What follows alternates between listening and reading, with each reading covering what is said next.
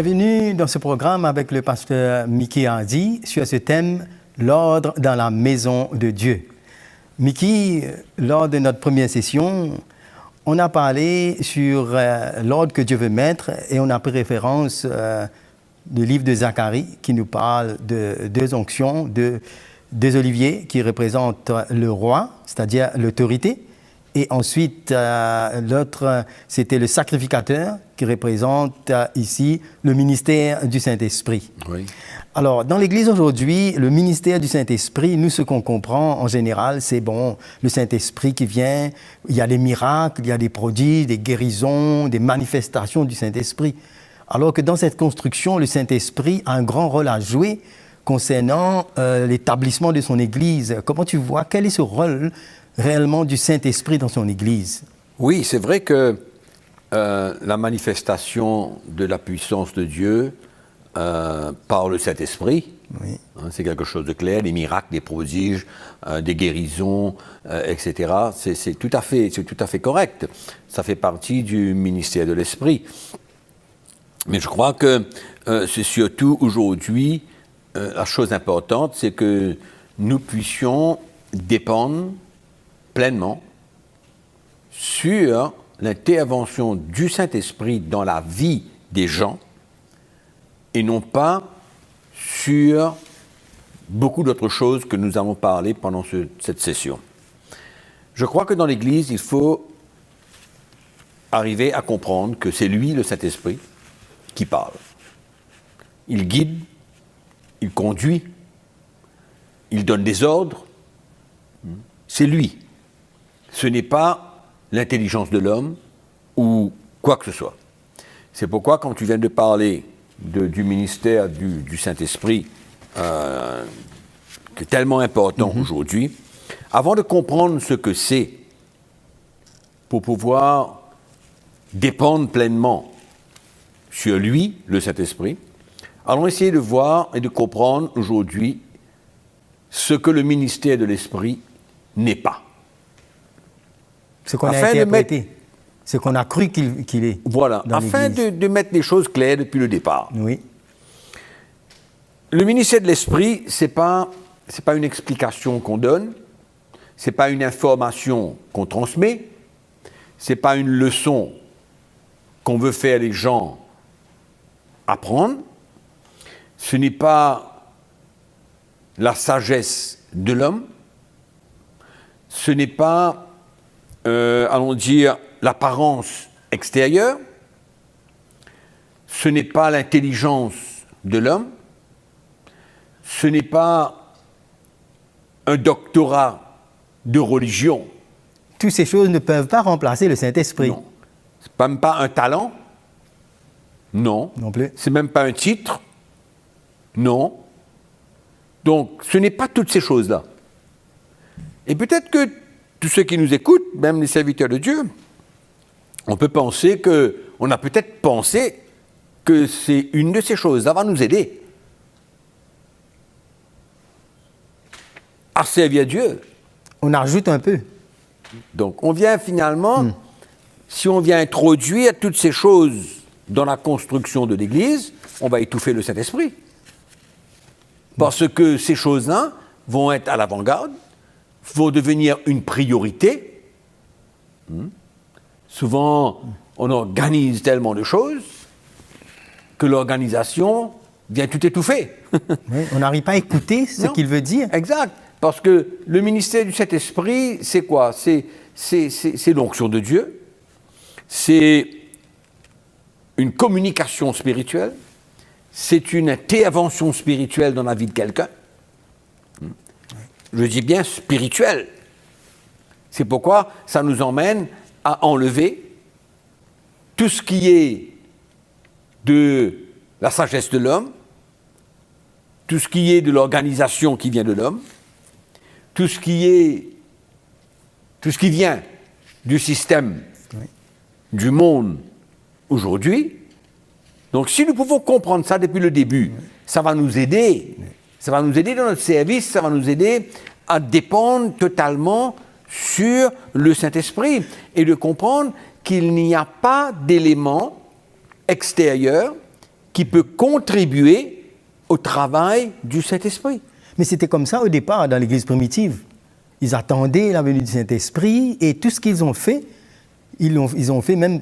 Avant, ils avaient la peur. On remarque que Pierre a renié le Seigneur, il avait peur. Mais après, quand il était rempli du Saint-Esprit, on a vu tout ce qu'il faisait. C'était par la puissance, accompagné par toute la direction que le Saint-Esprit lui donnait. Exactement. Oui. Mais il ne faut pas croire que notre environnement, Oui.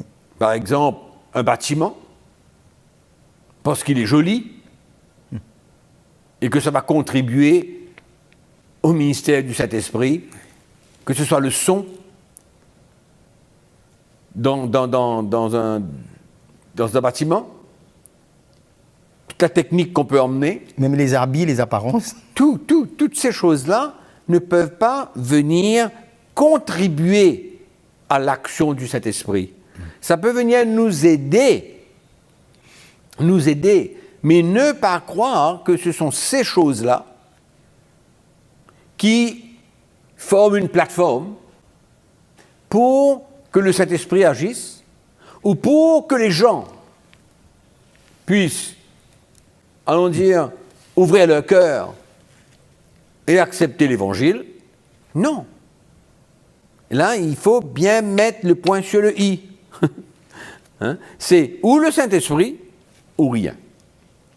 Parce que c'est lui seul qui a l'habilité de toucher ton cœur, de changer mon cœur, d'intervenir dans le cœur de tout le peuple de Dieu et dans la vie des gens. Le seul qui peut. Pour la conversion. Oui. Personne ne peut convaincre quelqu'un pour recevoir Jésus. Tu vois, si tu lis dans 2 Corinthiens chapitre 3, tout le chapitre 3 du livre de cette deuxième épître aux Corinthiens, Paul veut nous emmener à comprendre que la gloire qui se manifestait sur la face de Moïse n'avait rien de comparable avec le ministère de l'Esprit pour nous emmener à l'image de Jésus, c'est-à-dire de gloire en gloire. Tout le chapitre 3, Paul parle de la comparaison entre le ministère de l'Ancienne Alliance, la gloire qui se manifestait sur le visage de Moïse, et le ministère du Saint-Esprit, pour changer les vies, pour intervenir, renverser toute chose dans la vie de quelqu'un, changer son cœur, en l'espace d'une seconde. Ça dépasse nos raisonnements. Oui, nos compréhensions. On ne peut pas comprendre. C'est pourquoi on peut tout mettre en place, tout, faire tout joli, bien, tout. Mais s'il n'y a pas d'onction de Dieu, pas de résultat, s'il n'y a pas cette communication spirituelle, s'il n'y a pas cette transmission de la vie de Jésus-Christ, c'est ça le ministère d'Esprit, une transmission de la vie de Jésus. Mais Mickey, c'est ça qu'on voit que Jésus, quand il promet qu'il envoie le Saint-Esprit, il dit voilà, je vous enverrai un autre consolateur, lui il prendra ce qui est en moi et vous le dira, il vous conduira dans toute la vérité. Exactement. C'est lui qui fait tout ça. Exactement. Ouais. On ne peut pas remplacer. Non. Hein? Tout ce qu'on peut venir emmener ne change en rien. Tu vois? Si je te parle de mon expérience, Fabien, il y a eu un temps dans ma vie, tu le sais très bien, j'étais découragé, j'étais fini, je n'en pouvais plus, j'avais plus de zèle dans mon cœur, j'étais devenu tiède. Pourtant, j'avais fait l'école biblique, hein, et pourtant, il y avait une école biblique à Maurice, il y avait tout. Oui, on avait tout ça. Et... Mais j'étais sec. Et j'étais mort. Mais quand le Seigneur a commencé à me révéler sa parole, à me faire comprendre, c'est quoi son message? C'est quoi qu'il veut faire dans ma vie? Et lorsque j'ai accepté de prendre ma croix et de suivre Jésus, c'est là que, au fur et à mesure, j'ai commencé à expérimenter la vie de Jésus. Au fait, c'est une expérience qui a passé de la mort à une résurrection. Oui. Aucun homme n'aurait pu te donner ça. Personne. Aucune école ne peut faire ça. Personne. Pourtant, oui. J'avais tout bien fait, selon l'homme. J'avais tout organisé. On avait mis en place toutes sortes de départements, toutes sortes de systèmes.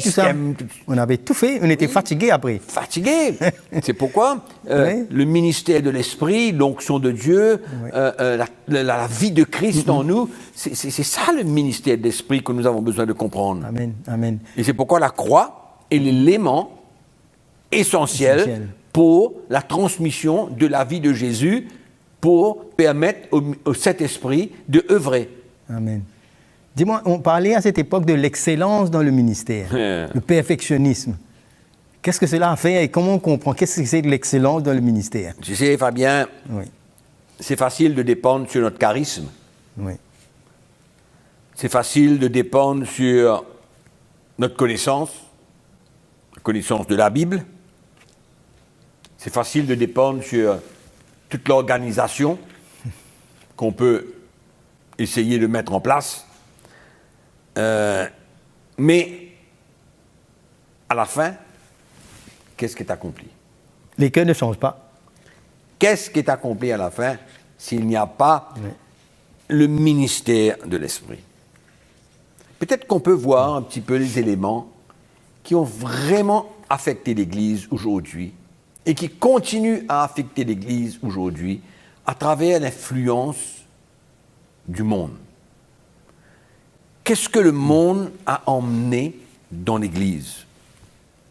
Des méthodes, des techniques, Toutes sortes de principes principes, légalistes, non? oui, Oui. ce qui marche dans le monde, Oui.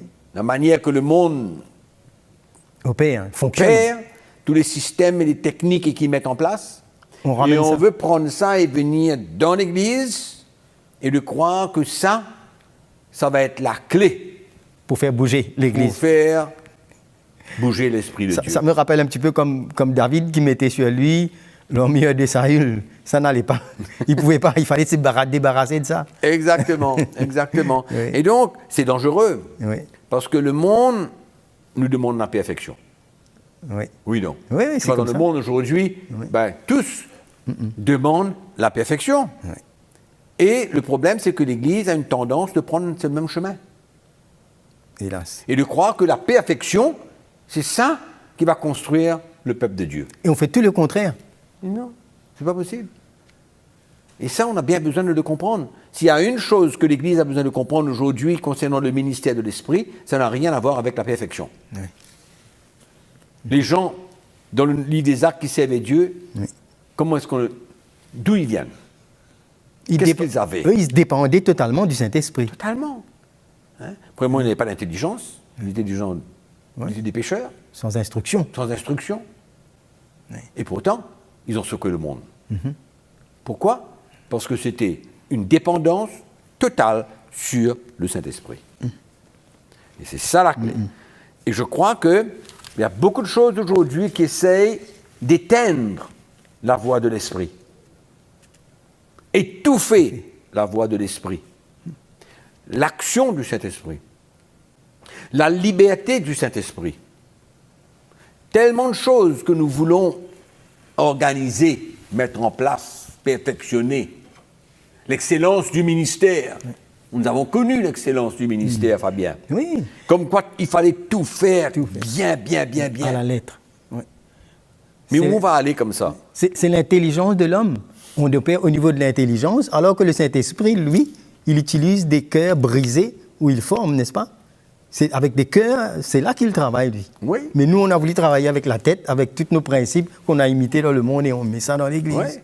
On a vient besoin- avec toutes ces techniques et les Oui. principes, on ne peut pas. La Et logique. puis, donc, il y a l'influence du monde, et Oui. puis tu as l'organisation. Oui. Tu vois, l'organisation est une bonne chose, tant que ça ne prenne pas le contrôle. Tant que ça ne vienne pas Diriger, tout diriger, gouverner tout. oui, et que le Saint-Esprit n'a plus de place pour pouvoir agir parce que tout est organisé à la minute près. À la minute près, c'est organisé. Comme quoi qu'on croit que le Saint-Esprit va se soumettre à l'organisation de l'homme. Grande Non, erreur. mais c'est oser, Oui. c'est oser dire à Dieu, ben tu sais, tu n'es pas libre de faire ce que tu veux, nous avons besoin de te programmer. On va te montrer comment faire. On va te montrer comment J'ai une il faut petite faire. illustration quand j'ai lu ça. C'est comme un peu dans l'Ancien Testament, il te montre comment Usa, quand ils ont transporté l'Arche de l'Alliance, en plus, ils ont acheté un char neuf, n'est-ce pas? à la manière moderne, technique, au lieu que de mettre c'était supposé d'être transmis, d'être transporté Par sur le les dos des sacrificateurs. Mais eux, ils ont pris un grand char et puis ils ont mis ça dessus. Et quand ça a commencé à basculer, il a mis sa main et Dieu n'était pas content, il est tombé. Oui. Donc pour nous montrer un peu Exactement. ce que Dieu veut faire, lui, on ne peut pas interférer. On ne peut pas interférer. Il y a son plan. C'est pas possible. Oui. Quoique l'organisation peut être bonne pour nous Oui. donner une certaine direction, Oui. ok, on peut organiser certaines choses, c'est très bien.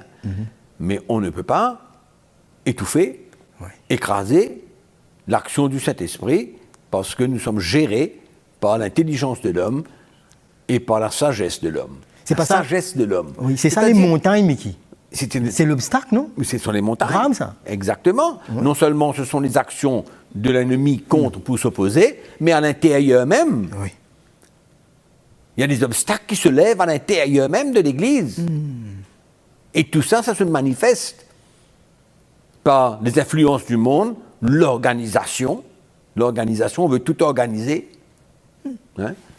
Comme quoi que on va gérer le Seigneur maintenant. Dans plusieurs domaines, ça s'est infiltré. Hein? Et on croit que la bonne organisation, c'est ça qui va être le succès d'une mission. L'organisation, parce qu'on organise tout.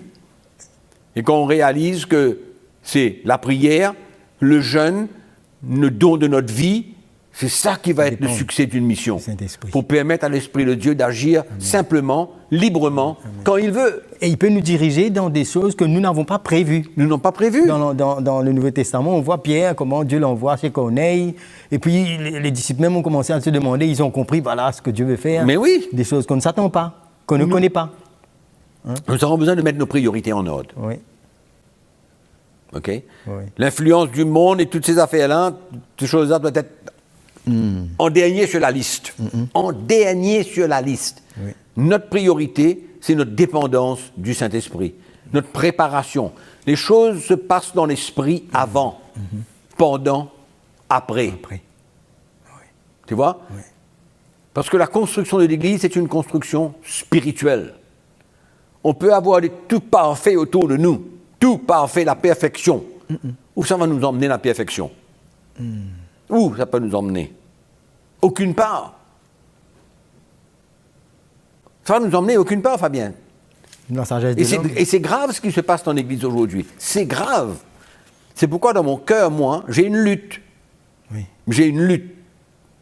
Lutter contre les choses qui veulent pénétrer, les pénétrations de l'extérieur, tu vois, pour essayer de gérer l'Esprit de Dieu. Et ça peut ouvrir la porte à toutes sortes de confusions, de fausses doctrines et de tout, parce que l'intelligence de l'homme n'arrive pas à discerner, Oui. et l'ennemi fait son chemin. C'est comme Oui. ça, on accepte tout. Paul parle dans son épître aux Corinthiens, il parle comment Dieu a confondu les sages et les intelligents. Confondu les sages et les intelligents. Incroyable. Il compare la sagesse de l'homme avec la sagesse de Dieu. Comme quoi ça n'a rien à voir. Toute l'intelligence qu'on peut avoir, toute la logique qu'on peut avoir, toute la grande sagesse qu'on peut avoir. On ne peut pas construire. Moi, je te donne un petit exemple. Tu sais, dans le livre des Actes des Apôtres, quand Paul voulait partir à Jérusalem, et que le prophète Agabus est venu, et a dit à Paul comment il aurait été persécuté dans les liens à Jérusalem. Les disciples ont dit non, on ne va pas. C'est ceux qui travaillaient avec lui, ils ont dit non. Ouais. Non, c'est trop dangereux pour toi. Oui. Mais Paul, il avait un choix. Ou bien d'écouter la voix prophétique, ou bien d'écouter la voix de tous ceux qui travaillaient là, qui étaient des disciples qui travaillaient. Ouais. Ouais. Heureusement, il s'est opposé. Exactement. Il s'est opposé à ces gens parce qu'il voulait faire la volonté de Dieu, donc il a préféré écouter la voix prophétique. Donc il y a un défi. Oui. Et tu vois, quand ces hommes-là étaient là, qu'ils ont considéré, qu'est-ce qui va arriver avec Paul, etc. Tu vois, ça, sa sagesse de l'homme. Oui. Mais on voit que quand Paul est parti, c'est exactement ce que le prophète avait dit est passé, et le Seigneur a été avec Paul dans toutes ces choses-là. C'est vrai, c'est comme Philippe avec l'eunuque. Quand l'ange lui a dit, Philippe, va à la rencontre de cet homme sur un char, Il aurait pu s'arrêter et dire, mais c'est quoi ce truc-là? Hein? Où est-ce que je vais? Qui je vais rencontrer? C'est quoi? Mais il a obéi. Il est parti. Il est parti à la rencontre de l'eunuque, et nous connaissons la fin de l'histoire. Il a cru, il fut baptisé. Amen. Donc, comme quoi que l'intelligence de l'homme ne peut pas nous emmener bien loin. Si je peux dire, comment, quand les apôtres étaient réunis autour de la parole, ils jeûnaient, priaient, et le Saint-Esprit dit « Mettez-moi à Paul et Barnabas ». Exact. Je crois que cette attitude, cette recherche et cette motivation, cette dépendance du Saint-Esprit doit revenir. Et là, on a besoin de passer par cette croix, mourir à nous-mêmes et accepter que Dieu est capable de nous conduire quand on s'humilie et qu'on revient et qu'on donne la place au Seigneur. Exact. Parce qu'avec tout ce que nous voulons faire et construire, ce sera que défaite sur défaite. C'est pourquoi on voit l'état de l'Église aujourd'hui. C'est bien loin de ce qu'on a vu dans les Actes des Apôtres. Oui. Moi, je dis que les serviteurs de Dieu, le leadership des églises aujourd'hui, doivent s'entourer des hommes et travailler avec des femmes qui sont prêts à se soumettre à la voix de l'Esprit, à comprendre le ministère de l'Esprit, à avoir la révélation du ministère de l'Esprit. Autrement, il n'y en aura que des clashs. Des clashs. Des clashs entre la direction de l'Esprit et l'intelligence de l'homme. L'intelligence de l'homme, les talents de l'homme. Oui. Surtout les talents de l'homme. Les talents de l'homme. Oui. Comment ça peut aller loin, les talents de l'homme? Hein? Et ça ouvre la porte à tout, ça. Ça ouvre la porte à tout. À tout. Parce que le talent, si quelqu'un a un talent, ce talent, il peut l'emmener bien, bien loin. Oui. Bien loin jusqu'à servir le monde avec son talent. Jusqu'à imiter le monde avec son talent. Avec l'orgueil accompagné et tout. Voilà. C'est pourquoi l'œuvre de Dieu est nécessaire dans la vie des gens, des chrétiens. On parle de la famille de Dieu, des chrétiens dans l'Église, parce qu'on parle de l'ordre dans l'Église. Des chrétiens qui viennent avec leur talent. Ils ont besoin de permettre à Dieu de faire une œuvre profonde dans leur vie, afin qu'ils mettent ce talent au profit de l'avancement du royaume de Dieu. Non pas pour venir simplement exercer leur talent. On peut voir ça même dans la musique dans l'Église. Où c'est arrivé aujourd'hui avec des chrétiens, des jeunes talentueux? On a ouvert la porte, priorité au talent, au lieu de voir le fruit de l'esprit dans la vie des chrétiens. Exactement. Certains ne sont même pas de nouveaux, si je puis me permettre de le dire. Ce sont des choses qui arrivent. Oui. Parce qu'on n'écoute pas ce que le Saint-Esprit veut faire et on met en priorité les talents, alors qu'on a vu l'exemple, même pour servir aux tables, les diacres, l'Église cherchait des hommes pleins de foi et du Saint-Esprit pour servir aux tables. Exactement. À combien plus forte raison maintenant pour se tenir devant le peuple et pour louer le Seigneur. Exactement, exactement. Vraiment, Mais aujourd'hui, qui comprend tout ça? Oui. Pourquoi? Parce qu'on est entouré, noyé dans tout le système du monde. Et nous, l'Église, on a besoin de sortir de ce système. Sortir. Et avoir des gens qui travaillent avec nous, qui comprennent l'Église, le royaume de Dieu, le message de Christ, l'esprit de l'Évangile. On a besoin des hommes et des femmes qui nous soutiennent pour pouvoir faire l'œuvre de Dieu de cette manière. On ne peut pas plaire à l'homme. Paul dit, si je plaisais aux hommes, je ne serais pas un serviteur de Dieu. De Christ. Nous ne sommes pas appelés pour plaire aux hommes. Tu vois? Alors, on peut venir avec nos talents, on peut venir avec tout ce qu'on peut avoir. Impossible. Mais il faut que l'homme soit formé, travaillé par Dieu. C'est alors qu'il va commencer à comprendre le ministère de l'Esprit pour pouvoir faire l'œuvre de Dieu. C'est pourquoi, aujourd'hui, nous avons un choix. Ou bien de continuer à accepter l'influence du monde, l'intelligence de l'homme, la sagesse de l'homme, les talents, etc., que ça prime dans l'Église et que ça paraisse. Tu sais, l'apparence, c'est quelque chose qui trompe. L'apparence extérieure, c'est quelque chose qui trompe. On peut avoir autour de nous, là, des choses en or. Mais s'il n'y a pas le ministère de l'Esprit, ça sert à quoi? C'est mort. c'est mort. C'est mort. On peut tout bien faire. Le perfectionnisme, voilà un autre élément. Un réel obstacle à l'œuvre du Saint-Esprit. Et je crois que c'est ça, pour conclure, quand on revient sur cette parole prophétique de Zacharie, je n'ai ni par la force, ni par la puissance, mais par mon esprit. Exactement. Le ministère du Saint-Esprit. Exactement. Dans la restauration. Et tu sais, pour terminer, tu as le légalisme. Oui. La loi. Oui. La loi dans l'Église, le légalisme dans l'Église, qui finalement est contraire à la voie de l'Esprit. Oui. Ça tue. Ça n'amène pas la liberté. Non, pas du tout. Oui. Pas du tout. Amen. C'est au détriment au ministère de l'Esprit. Alléluia. Ça bloque tout. Oui. Pour conclure, on a besoin du ministère de l'Esprit dans la restauration pour emmener l'Église, pour emmener l'ordre, pour laisser au Seigneur de construire son Église. Voilà, nous sommes arrivés à la fin de cette session. On va vous retrouver bientôt pour continuer. Que Dieu vous bénisse.